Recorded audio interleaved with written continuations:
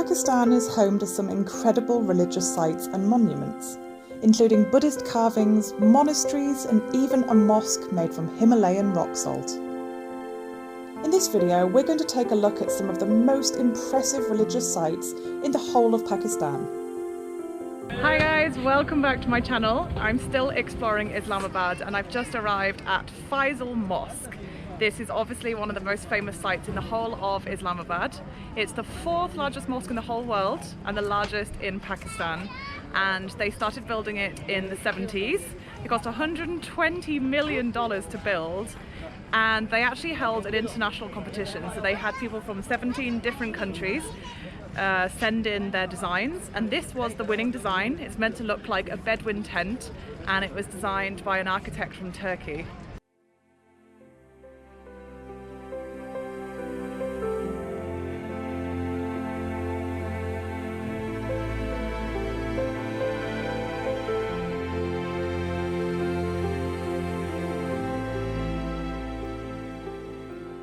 So the four minarets on the top of the mosque are the tallest in South Asia. They're 80 meters tall and inspired by Turkish architecture. Now the whole area is absolutely huge. It's got a very palatial feel, and the mosque itself can hold up to 10,000 worshippers at one time.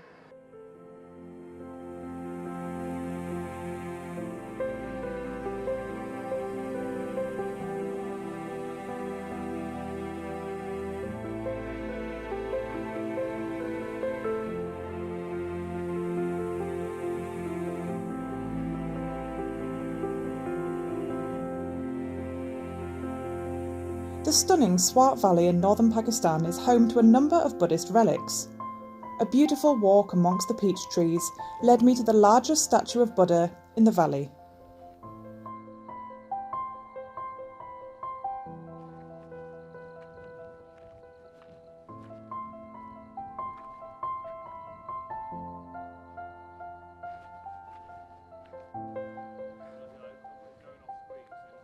Walking through the village, you would not expect to see this at the top of the hill. This is the largest seated Buddha in the whole of the Swat Valley. It's nearly 5 meters tall, built in the 2nd and 3rd century. Unfortunately, during the Taliban insurgents, the head was actually blown off by a bazooka from the road just over there. But luckily, only a year ago, the Japanese government pitched in and helped rebuild the head. And now it's commanding amazing views over this beautiful valley.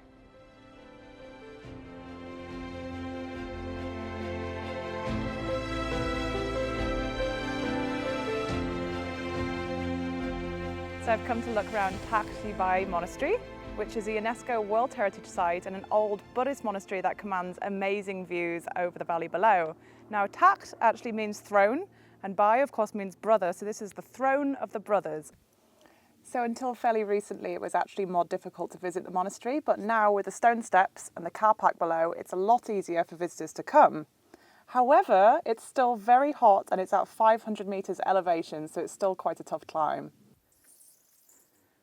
So Buddhism was practiced here from the 1st century, with this monastery being built in the 2nd century and operational until the 7th when the Huns arrived.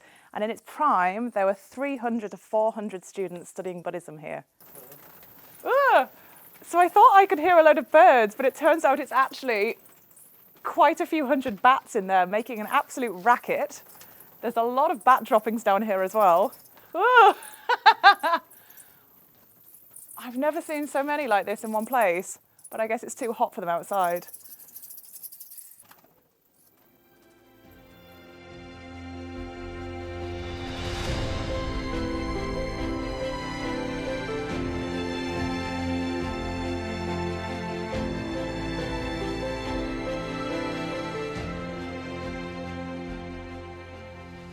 What I'm stood in now would have been a special prayer room for the monks, and all around on the shelves would have been statues of Buddha. Now I've just found out that before the partition the British took them and put them in the British Museum, so I'm very sorry about that. So I'm coming down now into the area where the meditation cells are kept. And it's a lot cooler down here. You can see why the monks would choose to come down here to stay for 3 or 4 months.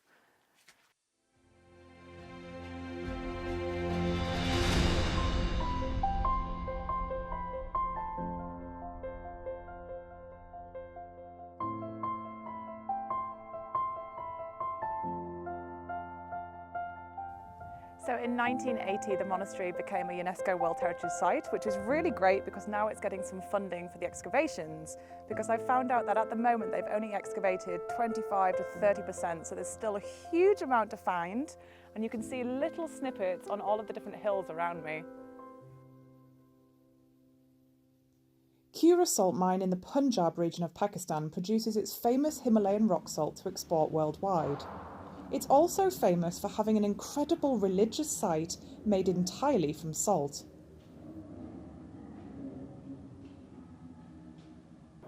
So just opposite me is the entrance to the mine, and of course directly outside that is this beautiful mosque. Now this was made out of salt 55 years ago, and although obviously it's very popular with the tourists, it's fully functional, and the miners come out every day and do their daily prayers here.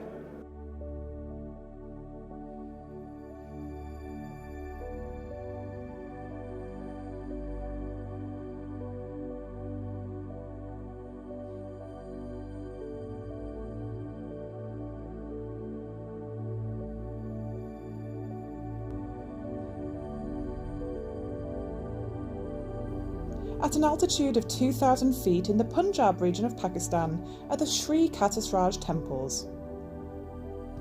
Now these are a series of Hindu temples connected by walkways and surrounded by a pool that's considered holy by Hindus.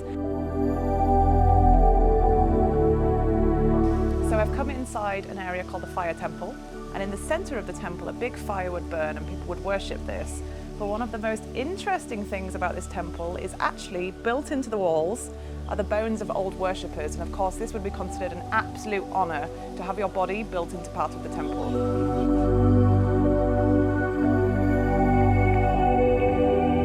In 2006, the Pakistani government began restoration works at the temples, with further improvements announced in 2017.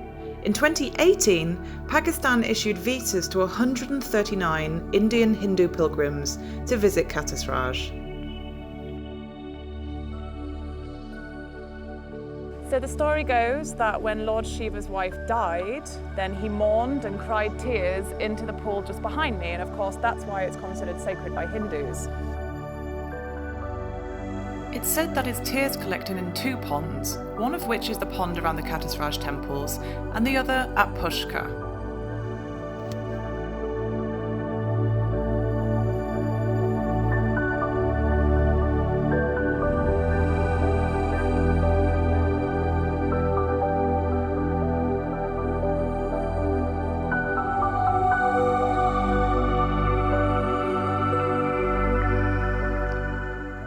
So there are actually 19 structures in the area, all of them interlinked, but unfortunately not all of them have been well maintained, so they're making a much bigger effort nowadays to preserve the ones that are still standing. And some of these date back to 1500 years ago. Whilst I was very pleased to hear about the important conservation efforts taking place, I was also glad that our local guides seemed passionate about the history and future of the temples.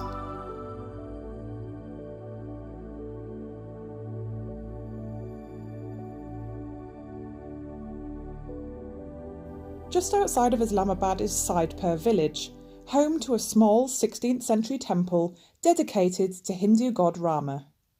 So at the core of the village is the Sikh gurdwara, the yellow building you can see behind me, and also the Hindu temple just at the rear. Now everything has been lovingly restored in 2006, and it's been very well done to reflect the original style and ambience of the village when it first started.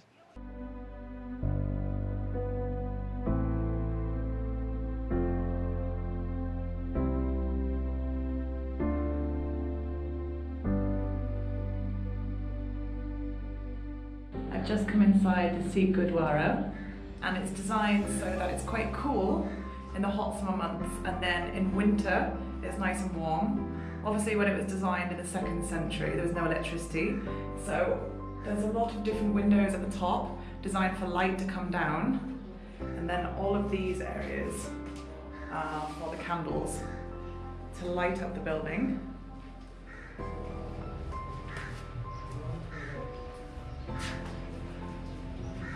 Have a look outside. It's a very pretty complex actually. There's flowers everywhere, and then one of my favourite parts of it is just over here.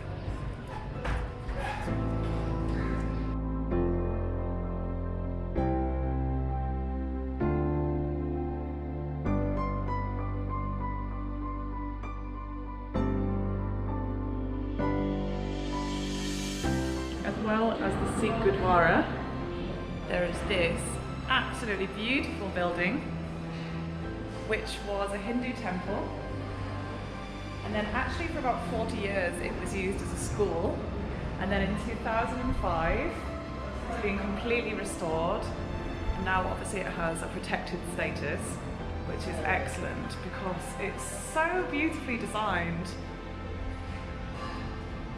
I'll take you inside. So all around the outside there's pictures of the old village, as well as dignitaries that have come to visit, like the Duke of Edinburgh.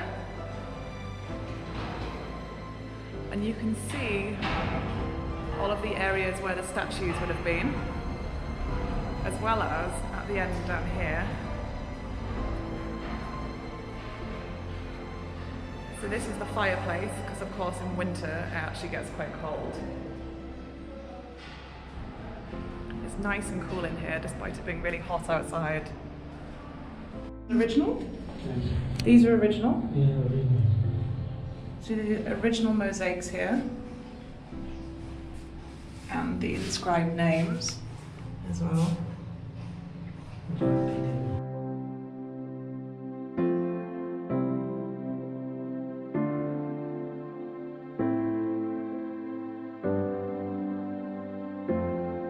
Everyone say hello. Hi. Hello.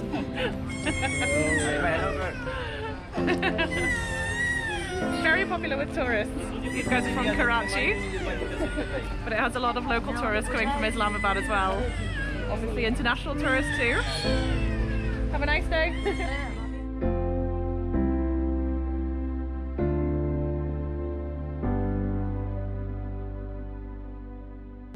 The whole village is actually tiered, and from right at the top now you get a lovely view, especially over the gurdwara below. And there's flowers absolutely everywhere. I presume that's on purpose, but it really gives a nice atmosphere and lots of colour.